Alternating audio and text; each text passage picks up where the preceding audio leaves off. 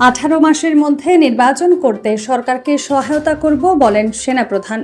যে কোনো পরিস্থিতিতে অন্তর্বর্তী সরকারকে সমর্থন করার অঙ্গীকার করেছেন সেনাপ্রধান জেনারেল ওয়াকারুজ্জামান। আগামী 18 মাসের মধ্যে যাতে নির্বাচন হতে পারে সেজন্য গুরুত্বপূর্ণ সংস্কারগুলো সম্পন্ন করতে সরকারকে সমর্থন করার অঙ্গীকারও করেছেন তিনি। গতকাল সোমবার ব্রিটিশ বার্তা সংস্থা রয়টার্সকে দেওয়া এক সাক্ষাৎকারে তিনি এই কথা বলেন। ছাত্র জনতার অভ্যুত্থানের মুখে 5 আগস্ট পদত্যাগ করে সাবেক প্রধানমন্ত্রী শেখ হাসিনা ভারতে চলে যান। পরে অন্তর্বর্তী সরকার গঠিত হয়।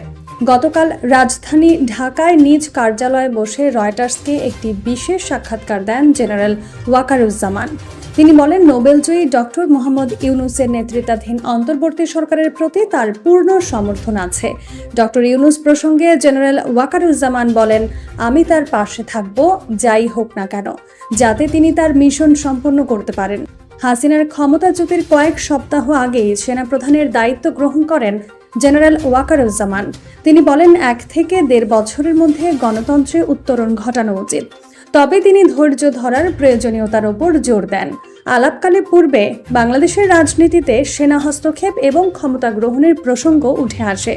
এ ব্যাপারে সেনাপ্রধান বলেন, বাংলাদেশ সেনাবাহিনী রাজনৈতিকভাবে হস্তক্ষেপ করবে না।